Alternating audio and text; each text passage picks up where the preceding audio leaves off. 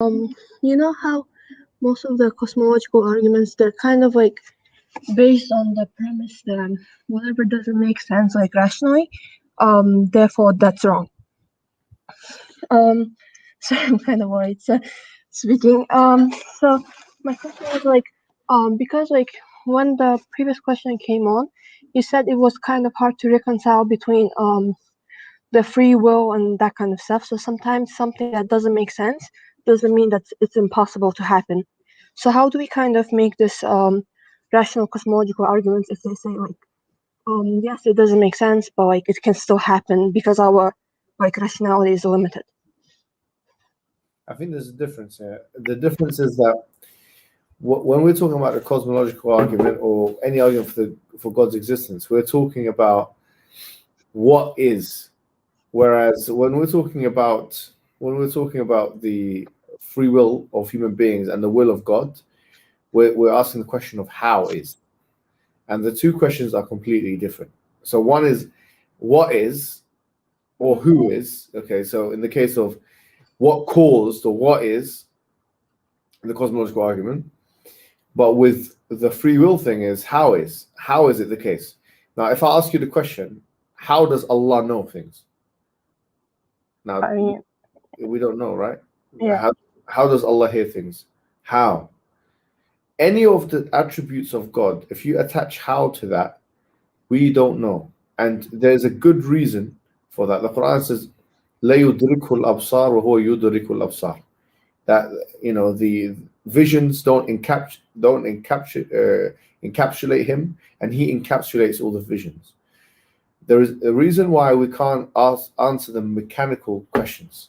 The mechanical questions of how, when it comes to Allah, are out of our reach. It doesn't mean that they are contradictory.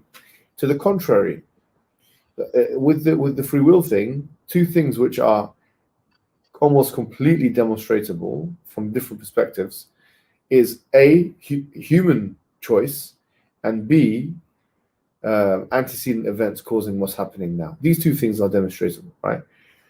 How mechanistically they symbiotically or compatibly work together is something we don't know how to answer, in the same way as we don't know how one particle can be in two different places at the same time in quantum mechanics. We don't know how. And so not being able to answer a mechanical question is different from not being able to escape a basic ontological conclusion. In this case, it's the idea of God or the uncaused cause being the creator of all things, for example. And what one should realize as well, with these arguments, they've been going on for a very long time. They've been going on for over 2,000 years before Jesus Christ. You know, Plato and Aristotle and others were making these arguments. The prime mover in the books, the physics and the metaphysics, and they've been going on. People have practically agreed, quite frankly, with the fact that there must be some kind of. There have been skeptics along the way, of course there have, but this has been the major opinion of the aqala, of the people of rationality, throughout the centuries, and people have also agreed. So just as people have agreed, quite frankly, from ancient Greece to, you know, the Enlightenment period, that there must be a prime mover of uncaused cause, and there have been obviously aberrations along the way. That people have also agreed that this question of mechanics, when it comes to our free will and God's will, is, or if it's not God's will, it's uninterrupted causal chain or whatever, is one that, you know, there's always going to be something missing in terms of human analogy. So this is the difference. The difference is in, like, for example, when we talk about the Trinity, yeah, we are talking about who God is and what God is. And remember that the basic thing is if something goes against God's attributes, it's impossible. I get that. Yeah. I get that. So when we argue for God's existence, there's no tension anywhere. Like when we argue for God's existence, there isn't a tension of things that we have to prioritize or deprioritize in terms of our epistemological overview. There is no tension, actually. There's no tension. With this, there is a tension, or there is at least a perceived tension. And with that, we must suspend judgment because it's a mechanical issue which we cannot disentangle from a worldly perspective. I think that will be the difference. I mean, like, I guess that kind of requires a lot of like how's it called, philosophical background to comprehend. Maybe, I mean, for me, it's kind of hard to comprehend like all this kind of stuff. I believe in Allah for like different reasons, but like the this whole cosmological argument just doesn't completely make sense to me. I get what you're saying, but like, just as a sub questions, would you say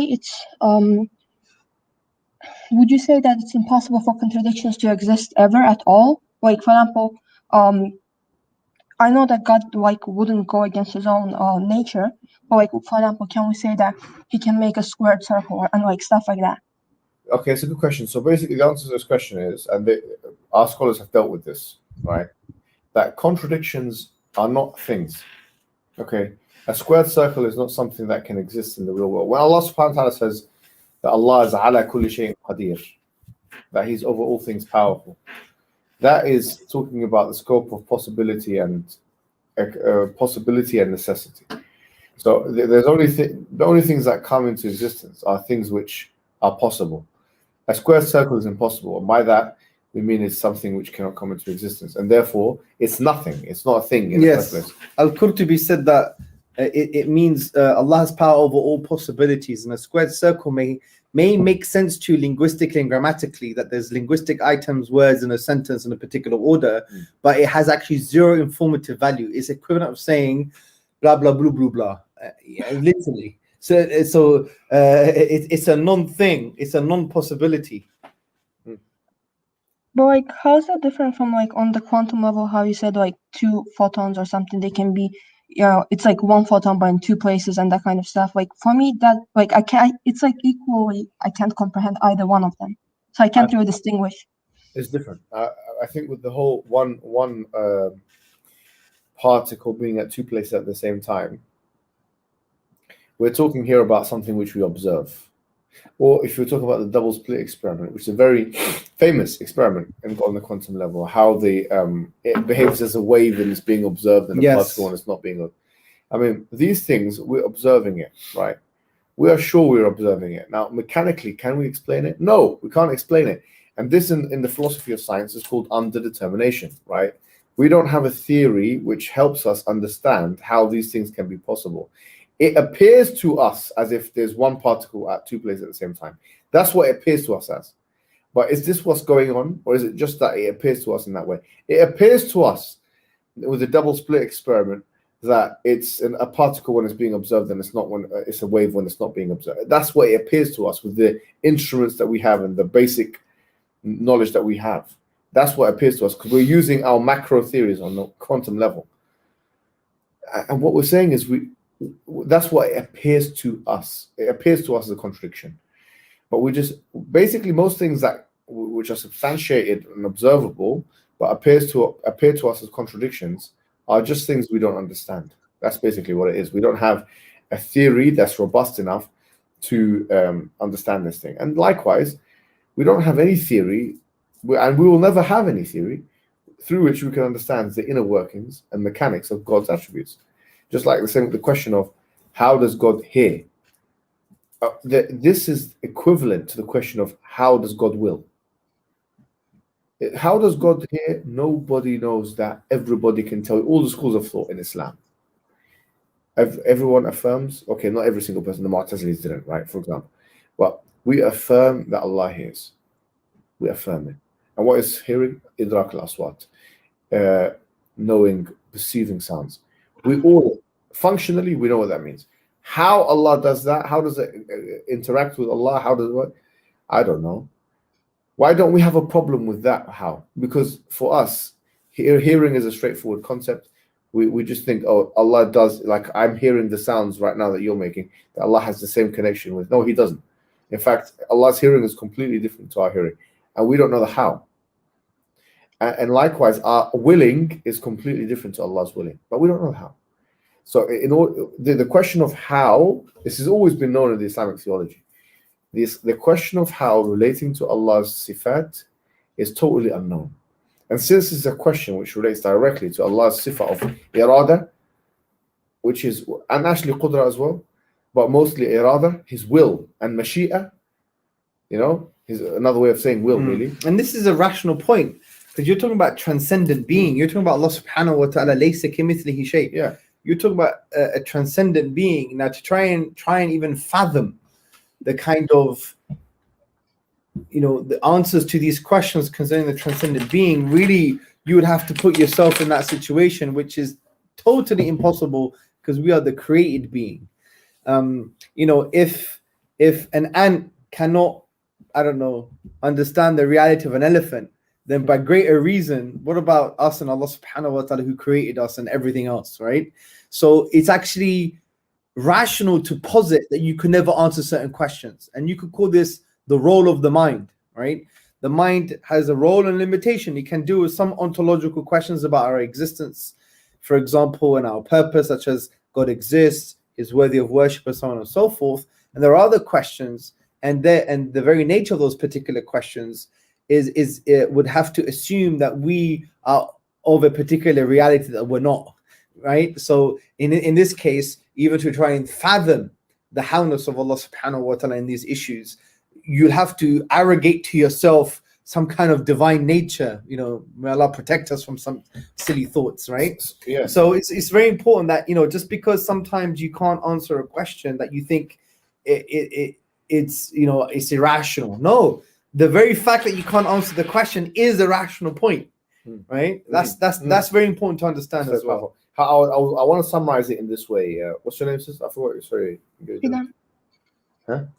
Fidan. Fidel. Yeah, the question of how Allah's will interacts with human free choice, that question for us, or how it works compatibly with human free choice, how Allah's will works compatibly with human free choice, for us to answer that question, we must first know the inner workings and the mechanics of Allah's will. And that is an impossible mission. And we've always, it's impossible. It's impossible. Just like us knowing mechanically how any of Allah's attributes operate. For us to know how those two things work and how there is a symbiosis between those two things and a compatibilism between those two things, we can't begin to answer those questions until and only until we can understand the operations of Allah's will. How can you answer it? We don't know. Yeah. Sorry. Like that's one more thing before I forget. Just before I forget. Yeah. One more thing before I forget is that my own ability to conceive that I have free will is first person. It's first person. It's a first person experience, right? Which means I feel it like it's immediate. I don't need to demonstrate it in a third person capacity. And anything that is first person, and not anything, everything that is first person, every single thing is not accessible to us through the demonstration, through any demonstration. So we have a problem here. We have a problem with, like, remember, we believe the human being has a soul. We believe in, like, the interplay that you were talking about. The first person experience is like a different realm. It's like there are two realms that are operating with each other. Like, if you want to say, you know, macro physics and micro physics, or quantum mechanics and physics are like two realms, two worlds which are operating in one space. Likewise, the first person experience and the third person experience is like two realms that are operating with each other in the same space. Some things that, what I'm saying to you is, some things that are happening to me in the first person are contradict, or seemingly contradict, that which I can show you in the third person. They seemingly contradict that. Just in the same way as microphysics, some things that we're seeing in the particle being in the same place, two places at the same time, may contradict what we see in macrophysics. Now, that just means we don't know how to bridge the gap. That's all it means. We don't know how to bridge the gap between first person and third person. We don't know how to bridge the gap between microphysics and macrophysics. This is just an underdetermination. And for that reason, I don't think there's going to ever be a resolution for this mechanical issue of how determinism and first-person free choice can exist, because it just may be the fact that is something which is not tappable by the third-person methods. It's completely untappable. I was just gonna say, like, yeah, I get it. That's not like my problem. I can't even see how, like, it's the opposite for me, actually. I don't even see how someone cannot reconcile that. That doesn't make sense.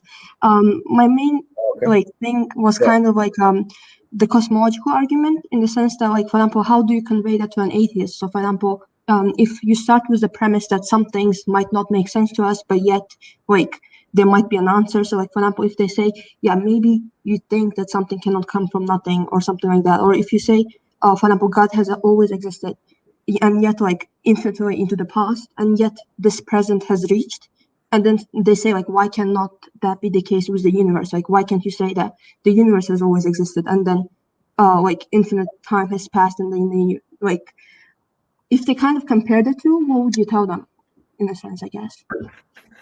Well, what I'm gathering here is, so, you know, when they try and postulate that, look, if you could believe in an eternal God, why don't you believe in an eternal universe? With all due respect,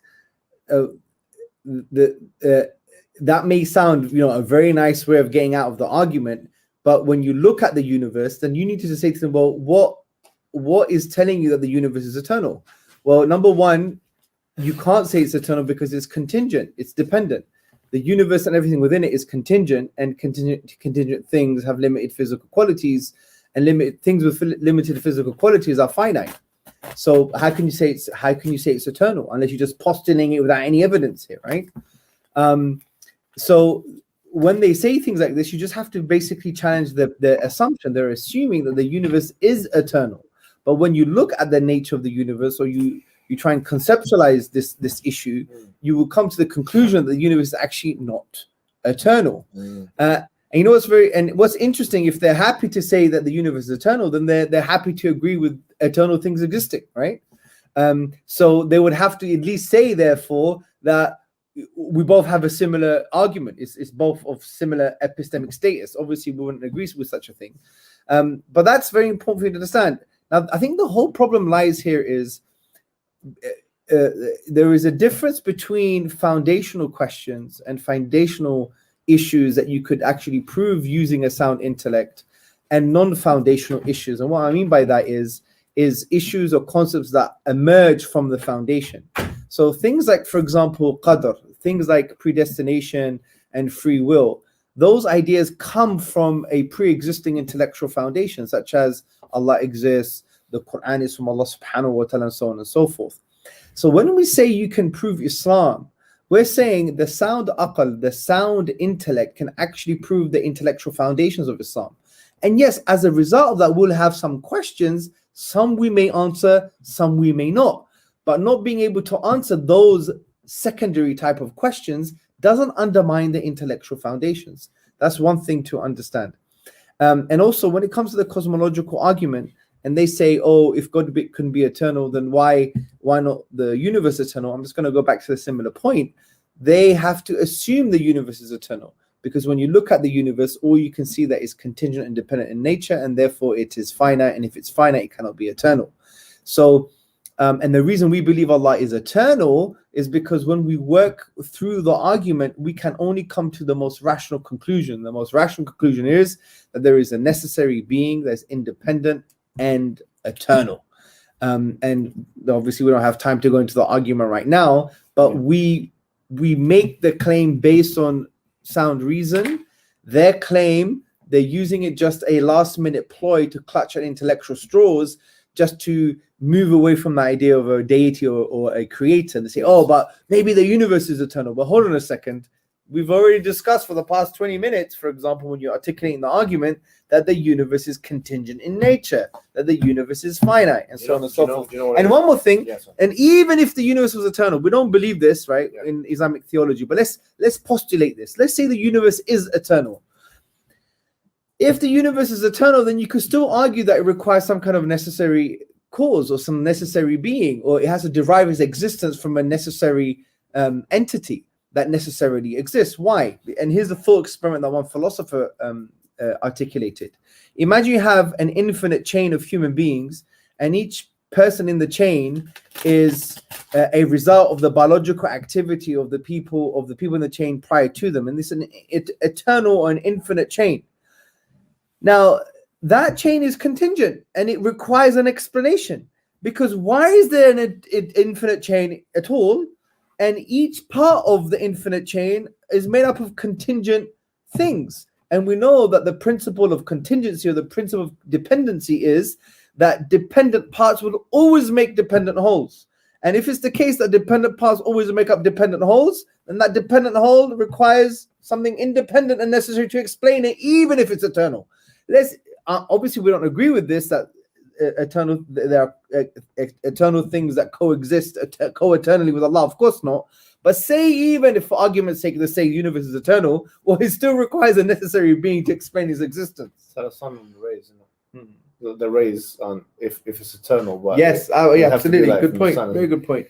That's actually the same thing as what Ibn Sina said. He believed that he was an emanationist, and that example you gave was from I think it was Ghazali, isn't it? He used exactly the same example. I know that wasn't from Al-Ghazali, but yeah, he probably used very similar. But the thing with Ibn Sina, I think there were claims of kufr on that. Oh yeah, of course. Yeah. Just to be careful there. No, we know that. I'm just yeah. So we don't postulate, but I'm saying even if they were to say that, yes, we would easily could make an argument that it still requires on rational grounds. On rational grounds. But do you know the thing is, Sister Fida, is that the difference is, and this is the important difference, okay? When we're arguing for God's existence or the oneness of God, all of those things, they're all inquiries which remain in the third person, and this is extremely important. They don't require paradigm alignment. They don't require paradigm alignment. Like we said, things that happen in the first person is almost, just imagine it's a completely different world. What's happening to us in the first person, just imagine as if we are living in another world. The world of emotions and consciousness and things which cannot be even proven by the third person world. We're living in a different world. It's not just first person free will which is problematic. It's first person consciousness and first person emotions and subjective experiences. All of that is problematic. All of that we can't access through the third person experience. So things which can be argued from a third person demonstrative perspective, using any of the methods of demonstration, and in the case of the arguments of the existence of God, there's two primary ways. One of them is by arguing what the universe is not and therefore what it needed, basically the argument from contingency or even causality, and the other one is from inference. This is here that infers the abduction argument, right? But all of that remains in the third person inquiry. The Qadar and free will thing is a first person, third person alignment, which unfortunately we haven't been able to. And so even if we were talking on just secular grounds, we wouldn't know what to do with that. It's the hard problem for a reason. And sister, what you have to understand as well is we shouldn't always assume that just because we speak to an atheist or someone from a secular background that we have to give them a philosophical argument for God's existence. So the approach that we take is, I don't know if you heard this earlier, that every human being has a fitrah and it gets clouded, and there are different ways to uncloud the fitrah. So your primary kind of investigation should be, how do I get to connect with this human being? So we need to have the intention to listen and understand other people, to really figure out what's going to uncloud that person's fitrah to awaken the truth within. Sometimes we presume that it's going to be some kind of abstract cosmological argument, and very rarely do people even become Muslim because of that. It's part of an accumulative, or it's part of a process that you have to combine good akhlaq with maybe spiritual dimensions, talking about revelation, talking about Allah's attributes, talking about why He's worthy of worship, with a bit of rationality as well, maybe the cosmological argument. So it's a combination of things. So that's very important as well. So, when you start thinking about these things, first about thinking about the person that you're talking to, listen with the intention to understand some of their variables, their context, and that would help you to basically make a decision what that person may need in order to come closer to the deen of Allah subhanahu wa ta'ala. And you may decide as a result of doing that, that you won't need to use any rational arguments at all. And in many cases you may do, but it all depends on the particular context. With the sunnah of giving dawah from an individual point of view is to individualize the person, meaning understand the person's individuality. And that's the sunnah of giving dawah from a one-to-one perspective. So I wanted to bring that in there just in case we think every time we speak to any non-Muslim, that's it. First thing we do is cosmological argument. In actual fact, sometimes I just go straight to why Allah is worthy of worship, to get people to have a realization that their default existential position is to worship something, even if they reject Allah, because there's something that they want to know the most, there's something that they want to love the most, there's something that they obey the most, and there's something that they're going to direct acts of worship like gratitude towards the most. Even if it's one thing for one moment in their existence, they're going to have something that they express those things to, and that's the object of worship. So I say, well, if your default position as a human being is to worship something, then let me introduce you to Allah, who is the only being worthy of worship. And this echoes what Martin Link says, the Islamic thinker: man cannot not worship. Our default position is to worship. And this is like an inference and a tadabbur from the Quran, chapter 39, verse 29, when Allah says, consider the situation of two people. One man is a servant to many masters, and another man is a servant to one master. Whose conditions best? So there's different ways of trying to approach people as well. It's not just we don't want to come across that this is it. Yeah, there's and we articulate this in our webinars, in our courses, in our lectures, and there are different ways to uncloud the fitrah, to awaken the truth within, inshallah. Thank you so much. No problem, sisters. Jazakallah khair for